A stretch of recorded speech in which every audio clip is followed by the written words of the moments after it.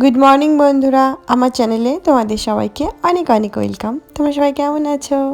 আশা করি সবাই খুব ভালো আছো, সুস্থ আছো, আর তোমাদের ভালোবাসায় আমিও খুব ভালো আছি। এখানে দেখতে পাচ্ছ ফুলগুলো কত সুন্দর লাগছে না বলো? তোমাদের ভিডিওতে শেয়ার করেছিলাম, ফুল এনেছিলাম, তো ভিডিও করেছি, কদিন ধরে আর শেয়ার করা হচ্ছে না, এডিটিং করা হচ্ছে না তার জন্যে। তো ফুলগুলো দেখো কি দারুণ লাগছে। তো পুজো করব, তোমাদের তো বলেছিলাম ভগবানকে পুজো করার জন্যে ফুলগুলো এনেছি, তো ওই জন্যে ফুল তুলে নিচ্ছি। মনে হচ্ছে যেন সব ফুলগুলো একবারে তুলে ভগবানকে একদিনেই পুজো করে দিই, কিন্তু তা করলে তার হবে না। বাইরে একটা দুটো করে ফুল হচ্ছে, তো ওই জন্যে আর ভাবলাম যে একটু একটু করে, মানে যেটুকু দরকার সেটুকু ফুলই নিই, বেশি না। আর সব ফুল, এই ছোট ছোট ফুলগুলো দিয়ে পুজো করতেই বেশ ভালো হয়।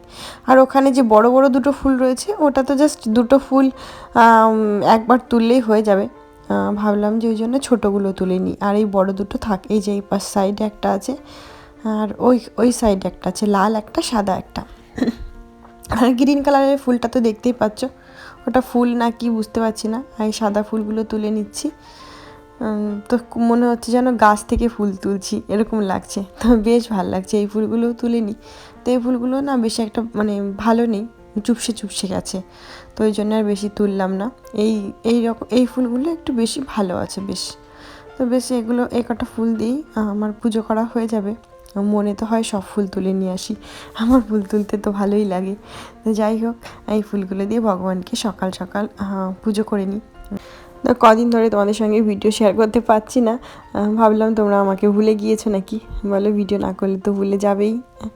যাই হোক, ভিডিও করা হচ্ছে, মানে ভিডিও করছিলাম কিন্তু এডিটিং করা হচ্ছিল না। আমার সোনামা ঘুমোতে ঘুমোতে অনেকটাই লেট করে দিচ্ছে, তারপর আবার অনেক কাজ টাজ থাকে, এই ওই করে আর হচ্ছেই না। আমার হাজব্যান্ড বাড়িতে চলে আসলে তখন তারপর আর এডিটিং করা হয় না, দুজনে বসে একটু গল্প করি, এ করি, এটা ওটা করি। তারপর ওই জন্যে আর কদিন ধরে ভিডিও এডিটিং করা হচ্ছে না বলে তোমাদের সঙ্গে শেয়ারও করতে পারছি না। তো দেখো, ভগবানকে পুজো করে নিচ্ছি। তুলসীগুলো আছে বলে বেশি বেশি করে দিচ্ছি এখন। আর কয়েকদিন পরে তো তুলসী জানি না কতদিন থাকবে, ভগবানের কৃপায়। যেগুলো ঘরে টবের মধ্যে রেখে দিয়েছি, তুলসীগুলো ভালো আছে, বারবার ঘরে বাইরে করতে করতে না তুলসীগুলো ঝরে যাচ্ছে। এই যে আমার পুজো করা কমপ্লিট হয়ে গিয়েছে, ভগবানকে দর্শন করে নাও। তারপরে এসে গিয়েছি রান্নাঘরে।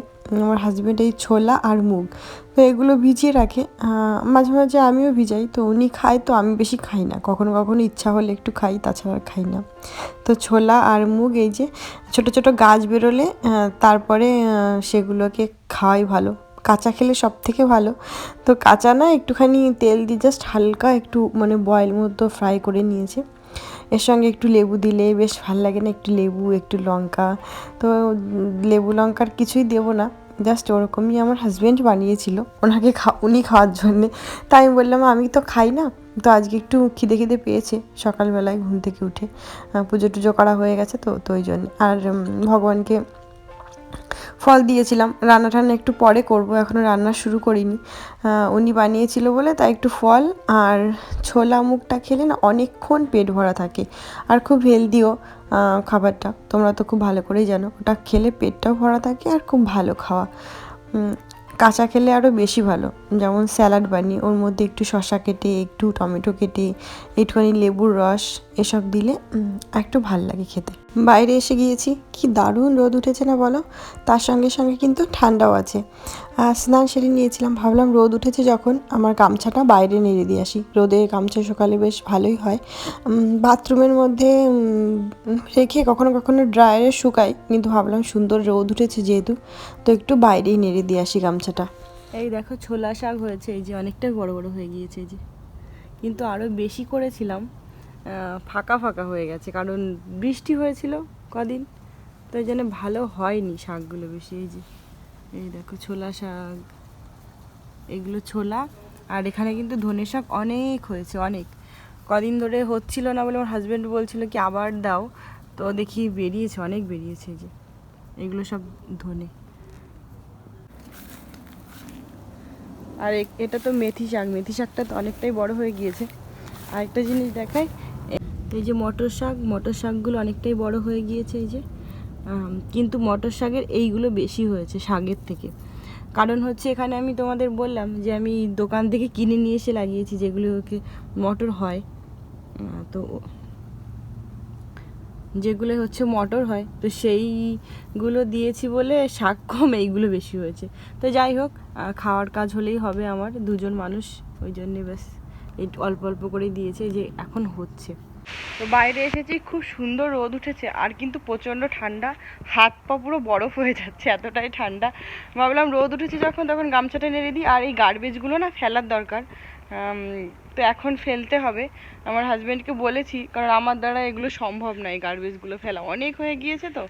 আর এই যে এখন শরীরটা ভালোও লাগে না, এত হাঁড়ি কাজ করতেও পারি না, তো রোদে দাঁড়ালে বেশ ভালো লাগছে, কিন্তু হাওয়া দিচ্ছে তো, ওই জন্য হাত পা এমন ঠান্ডা হয়ে যাচ্ছে। দেখো একদম পুরো স্নান সেরে পুজো টুজো করে আসলাম, তো প্লেন যায়, কথাই বলা যায় না, যেতেই থাকে যেতেই থাকে, দেখো সবসময় শুধু প্লেন যায়।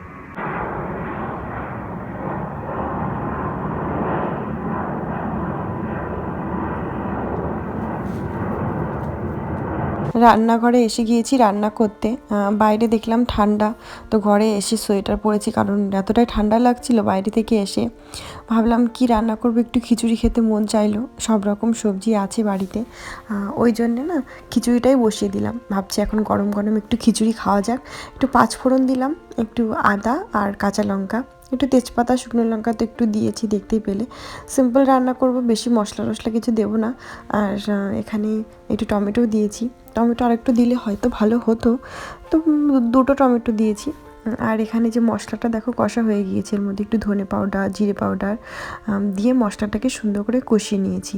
আর আমি হচ্ছে আজকে রাইসটা রান্না করব, সেটা হচ্ছে বাড়িতে যে নর্মাল চালটা খাই না, ওই চালটা। আর মুগ ডাল একটু হালকা ভেজে ধুয়ে রেখে দিয়েছি, চালটাও ধুয়ে রেখে দিয়েছি।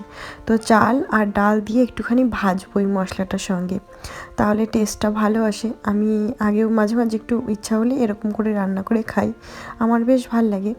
কে কেমন রান্না করে জানি না। আর দেখো সব সবজিগুলো ভেজে নিয়েছি, আমি আজকে শিম দিইনি, শিমের বীজ দিয়েছি।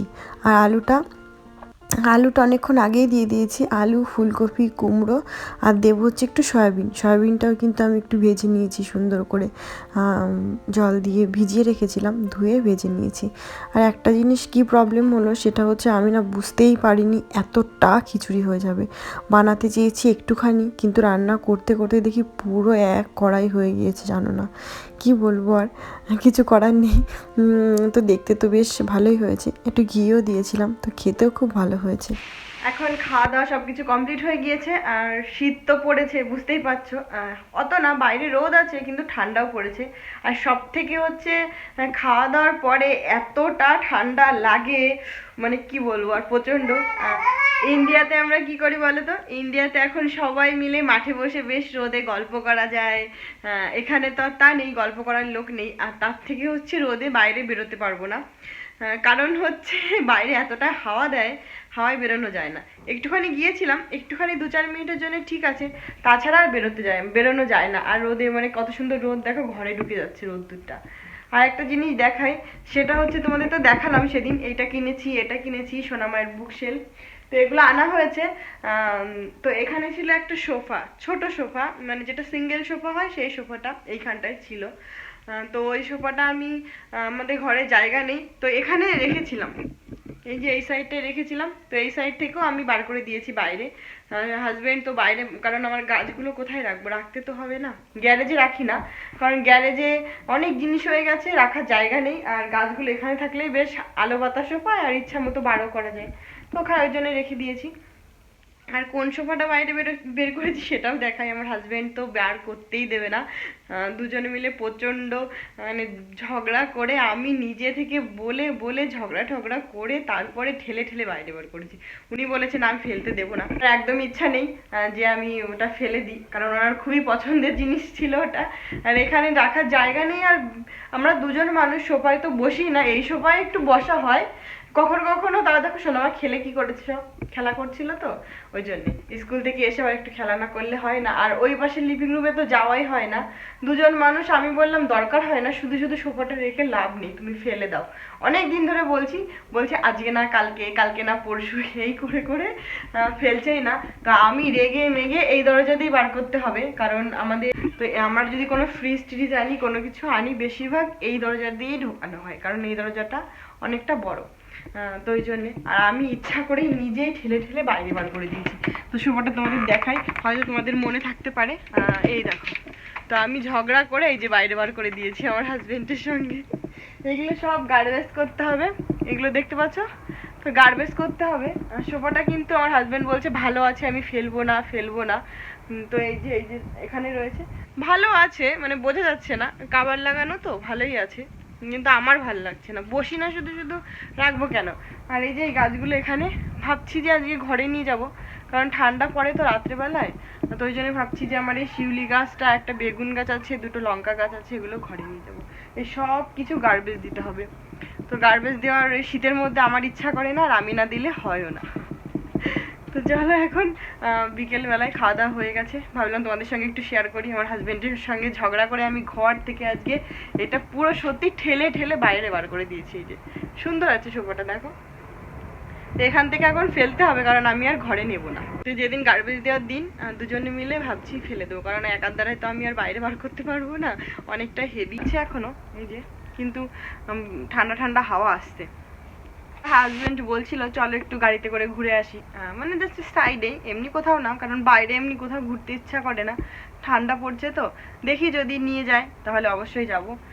আর আমাদের এই ফ্রিজটাও কাজে লাগে না, সব ফেলতে হবে, এসব ফেলা হচ্ছে না। যাই হোক, যদি ফেলি তো তোমাদের সঙ্গে তো অবশ্যই শেয়ার করব। আমরা একটু ঘুরতে এসেছি, এই যে আমার সোনামার আমি, হাত ধরো। ওই দেখো প্লেন নামছে, তো এয়ারপোর্টের এখানেই। আর এই যে ফাঁকা জায়গা পুরো, কিন্তু বেশ ঠান্ডা। আর ওখানে একটা প্লেন আছে, মানে এটা বড় প্লেন। এখানে সব মনে হয়, তোমাদের একটু দেখাচ্ছি ব্যাক ক্যামেরা করে। তো এখানে এটা এয়ারপোর্ট তো, ওই জন্য অনেক প্লেন আসে।